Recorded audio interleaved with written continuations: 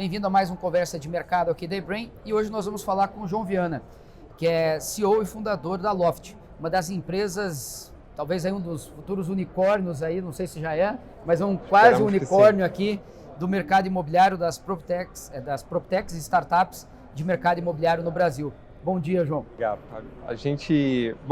Até falando um pouquinho, obrigado pelo convite também, por falar um pouquinho com vocês e divulgar um pouco do que a gente tem feito. Contando um pouco do que a Loft faz, quando todo mundo fala de mercado imobiliário residencial, a grande maioria das pessoas ou das empresas, quando pensa em investimento, olha muito para o mercado primário, que são os lançamentos, incorporações, etc. Então, quando você vê os fundos, a gente estava até conversando agora há pouco tempo, o foco é muito no mercado primário. E o que a gente percebeu, quando a gente puxou os dados, é que o mercado secundário, ou seja, a partir do momento que a pessoa faz uma revenda do imóvel e assim por diante, ele é muito maior, tanto em termos de volume de transações, quanto em termos de valor de transações. Porém, esse é um mercado extremamente pulverizado, desorganizado, com poucos dados. Então, a Loft vem para atuar nesse mercado secundário, organizando, enfim, um pouco como se faz as transações no mercado secundário também, e facilitando todo o processo de compra e venda de quem está comprando ou vendendo um imóvel nesse mercado. Vocês surgiram há quanto tempo? A gente existe desde julho do ano passado. Então, nossa, tem um ano? Tem um ano, pouco mais de um ano. A gente tem escalado bastante rápido, a gente tem crescido bastante. Hoje no time já temos 400 pessoas. 400 pessoas? Sim, e com um viés muito grande em tecnologia, então a gente chama uma PropTech como, enfim, um pilar realmente, os pilares em cima de tecnologia. Desse time, em torno de mais 130, 140 pessoas são de tecnologia, né? E como é que surgiu a ideia da Loft? Um negócio que é tão recente, que dor que vocês identificaram e falaram, puxa, aqui tem uma oportunidade de negócio? Sim. O que aconteceu foi, antes da Loft, eu fundei uma outra empresa chamada Maison São Paulo. A Maison São Paulo era uma espécie de boutique que comprava, reformava e revendia apartamentos com foco muito grande no alto padrão. Então a gente atuava aqui em São Paulo nos Jardins, Itaim, Vila Nova Conceição, com tickets de 4 a 6 milhões de reais. Uau. E a Maison nasceu em 2016, que era o pior momento da pior crise imobiliária que a gente já vivenciou. E ela cresceu muito rapidamente. E no começo de 2018, a gente estava apontando já para um VGV de 100 milhões de reais. E esse é um negócio muito intensivo em capital. E aí eu fui procurar, enfim, alguns fundos e uma estrutura diferente de capital também. E um dos lugares que eu procurei, que me apoiou bastante, foi a Endeavor. E a Endeavor me colocou em contato com mais outros dois empreendedores, que são dois alemães, chamam Florian e Matt, que já estavam aqui no Brasil e tinham vendido uma participação numa outra startup que eles estruturaram aqui no Brasil e estavam buscando um outro negócio focado no mercado imobiliário. A gente se conheceu por meio da Endeavor. Eles têm um viés muito grande em tecnologia, então quem traz a parte de tecnologia são os dois. E eu trouxe o conhecimento do mercado imobiliário. E a gente se juntou, fazendo essa molécula muito boa aqui para escalar de forma muito rápida o negócio. Então, antes na Maison a gente fazia em termos de 20 a 25 apartamentos ou deals por ano, né? Agora a gente já faz mais de 100 deals por mês. Por mês? Por mês. Então a gente escalou rapidamente o negócio, colocou bastante energia para crescer muito rápido. Né? Eles são seus sócios então na Loft? São meus sócios na Loft, sim. Você é arquiteto de origem? Não, eu sou economista. Você é economista? Somos dois. Eu gosto bastante de arquitetura, gosto bastante também de design de interiores, mas o que mais me encanta realmente é a jornada dos compradores, dos vendedores e do corretor. Tem um ponto muito importante que desde a fundação da Maison a gente decidiu colocar o corretor e o canal como um cliente. Então, tratar o corretor como um cliente.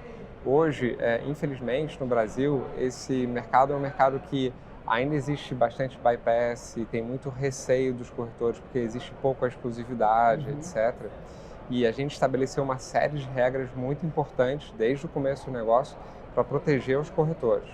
Então, por exemplo, quando um corretor traz um imóvel para a gente comprar, esse imóvel fica vinculado àquele corretor. Mesmo que o proprietário ofereça o imóvel diretamente para a gente, ele não consegue vender sem ter a ajuda, a assessoria daquele corretor. Então, enfim, foram algumas... o que eu gosto bastante realmente é de pensar na jornada desses três grandes clientes Então, o processo de venda de um imóvel, mesmo em São Paulo capital, num bairro como Jardins, hoje é um pesadelo. As pessoas levam, 1 ano e meio, 2 anos para conseguir vender um imóvel, né? E elas têm uma grande dificuldade de precificar o ativo delas, que é um outro grande problema do mercado. Bom, aí que entrou a questão tecnológica?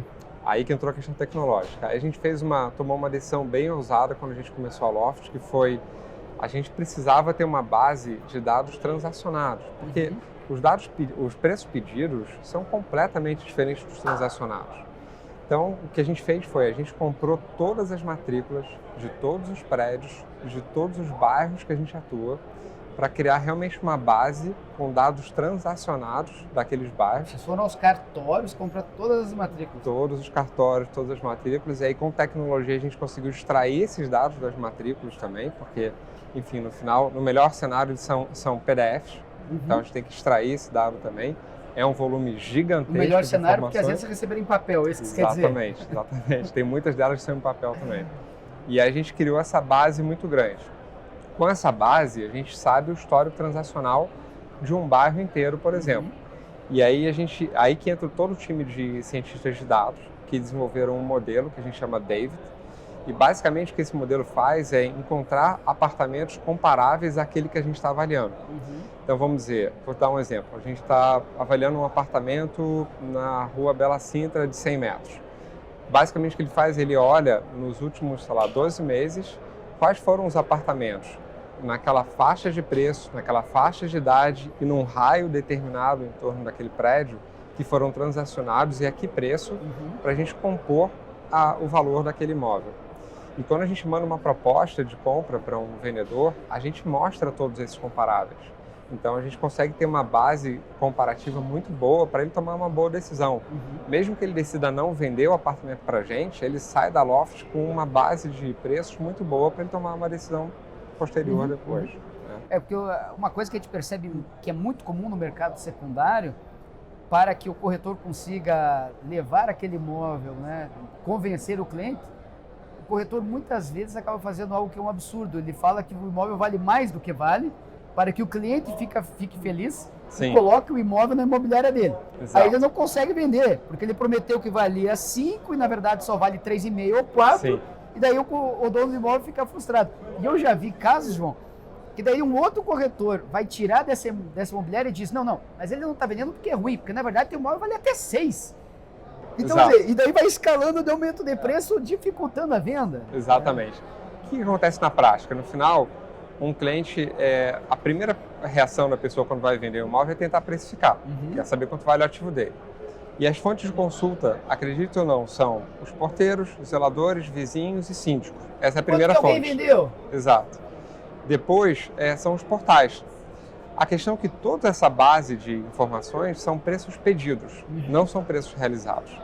E a gente conseguiu identificar a diferença que existe mediana entre preços pedidos e preços realizados em todos os bairros que a gente atua em São Paulo. Existem bairros que essa diferença é de 37%. 37%? Ou seja, a pessoa pede 1 milhão e na média ele está vendendo por 650 mil, 630 mil reais. Então, isso o proprietário não tem visibilidade. O problema é que o corretor também não tem visibilidade.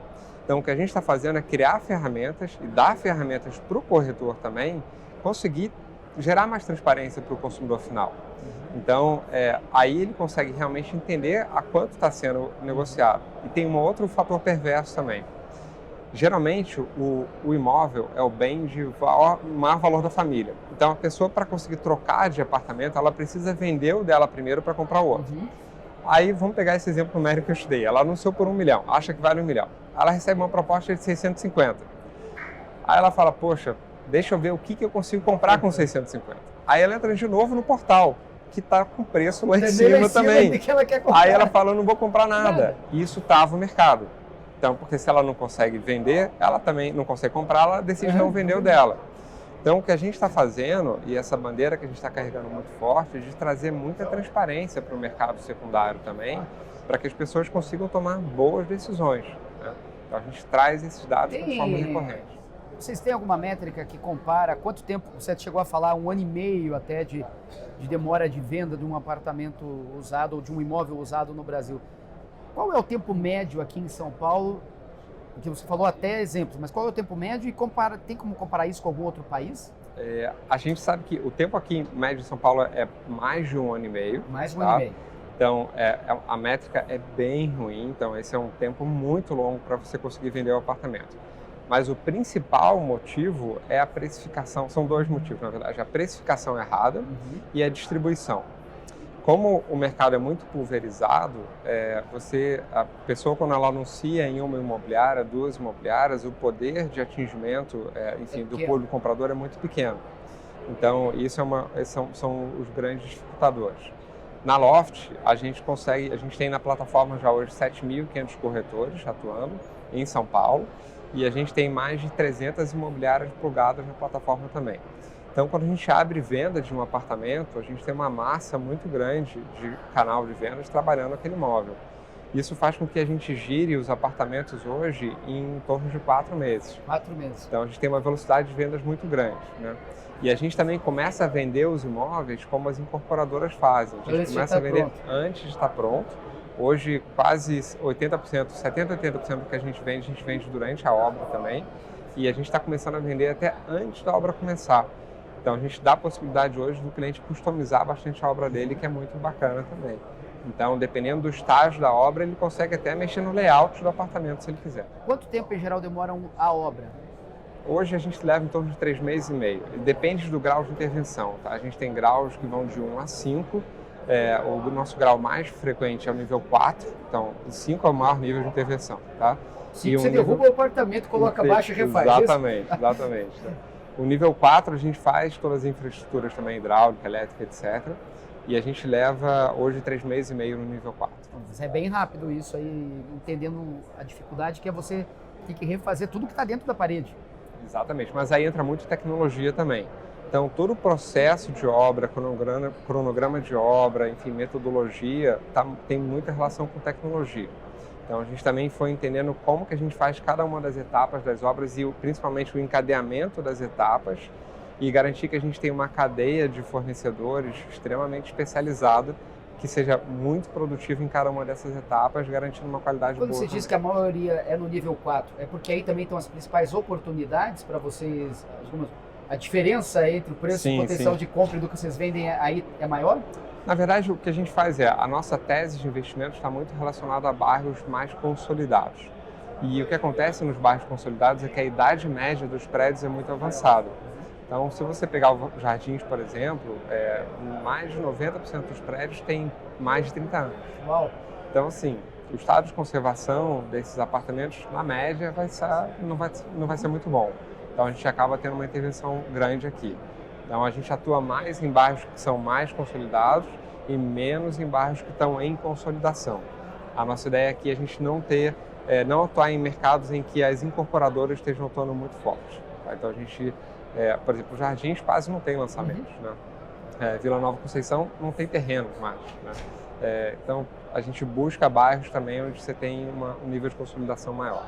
Entendi. E vocês já fizeram captação, né? Vocês já foram aí a mercado, então tem menos de 1 ano e meio. Sim. E o que a gente já viu no jornal, a primeira vez foram um pouco mais de 300 milhões, aí depois teve o segundo momento. Como é que está esse processo? Que tipo de investidor é que fez aporte em vocês? Sim. A gente teve, primeiro, existem dois tipos de investidores que investem na Loft. Os VCs, que investem, tem um pedaço do equity da companhia, e a gente tem investidores de dívida também, de debt. Tá?